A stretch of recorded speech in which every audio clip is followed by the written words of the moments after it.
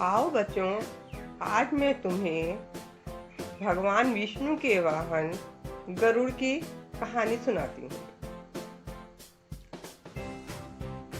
गरुड़ बहुत वीर तेजस्वी थे। प्राचीन समय में कश्यप नाम के ऋषि थे। उनकी दो पत्नियां थीं। एक का नाम कद्रू और दूसरी का नाम विनीता था। उचित समय पर कद्रू ने 1000 अंडे दिए, जो अत्यंत साधारण थे, परंतु विनीता ने 2 अंडे दिए, जो बहुत तेजवान और शानदार थे। नियत समय पर कद्रू के अंडे फूट गए।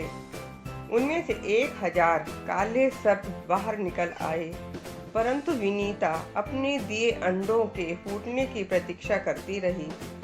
जब उसके सब्र का बांध टूट गया तो उसने अपना एक अंडा तोड़ दिया।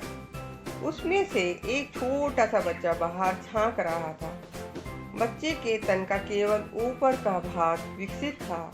विनीता के अर्ध विकसित पुत्र ने स्वयं को किसी प्रकार अपने आप को खींचकर अंडे से बाहर निकाला। अपनी दीन अवस्था देखकर उसने अपनी ही माँ को श्राप दिया, माँ, तुमने उत्सुकतावश मेरे तन को विकसित नहीं होने दिया। तुमने मेरा जीवन बर्बाद कर दिया। इसके चलते आपको मेरी दूसरी माँ की दासी बनकर रहना पड़ेगा। तुम्हारा दूसरा पुत्र जो अभी अंडे में विकसित हो रहा है, वह ही आपको दासत्व से मुक्ति दिलाएगा। यह कहकर वह बालक आकाश में उड़ा और नीला आकाश गुलाबी रंग का हो गया। उस बालक का नाम अरुण पड़ा। वह बड़ा होकर सूर्य का सारथी बना। इस घटना के कुछ समय पश्चात विनीता और कद्रू ने आकाश में एक घोड़ा देखा। विनीता ने कहा, इस घोड़े की पूंछ सफेद है, पर कद्रू ने कहा, पूंछ काली है।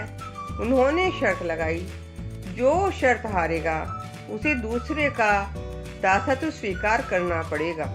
कद्रू ने शर्त जीतने के लिए अपने काले सर्प पुत्रों को आज्ञा दी कि तुम घोड़े की पूंछ पर लिपट जाना, जिसे घोड़े की पूंछ काली लगे। सर्पों ने अपनी माता की आज्ञा मानकर घोड़े की पूंछ पर लिपट गए, जिससे उसकी पूंछ काली लगने लगी।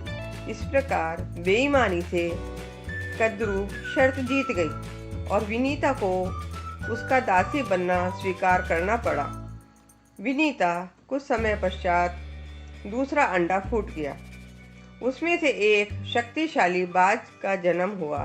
उसका नाम गरुड़ था। गरुड़ जब बड़ा हुआ तो उसे अपनी माता विनीता को कद्रू की दासी बना देखकर बहुत दुख हुआ। उसने कद्रू के सर्पपुत्रों से अपनी माता को दासत्व से मुक्ति करने को कहा। उन्होंने कहा, अगर तुम अपनी माता के दासत्व से मुक्ति चाहते हो तो हमारे लिए देवलोक से अमृत ले आओ। शक्तिशाली गरुड़ देवलोक गए।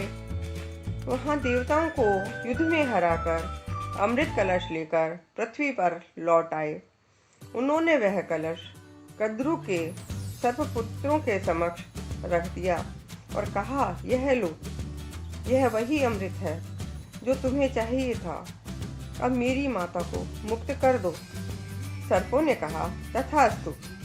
हम अपनी माता कद्रू की ओर से तुम्हारी माता को दासत्व से मुक्त करते हैं। अब तुम हमें जल्दी से यह अमृत दे दो। गरुड़ ने कहा, यह अमर करने वाला अमृत है। तुम स्नान करने के पश्चात इसका सेवन करना। सभी सर्प खुशी से नदी में स्नान करने चले गए। इसी बीच इंद्र अमृत कलश उठाकर देवलोक ले गए।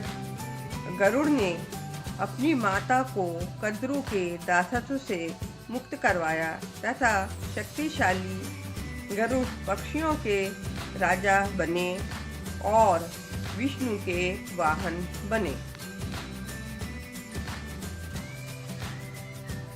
कैसी लगी बच्चों मेरी कहानी? ये पक्षी अभी भी गरुड़ भगवान विष्णु के वाहन हैं, पक्षियों के इंद्र हैं।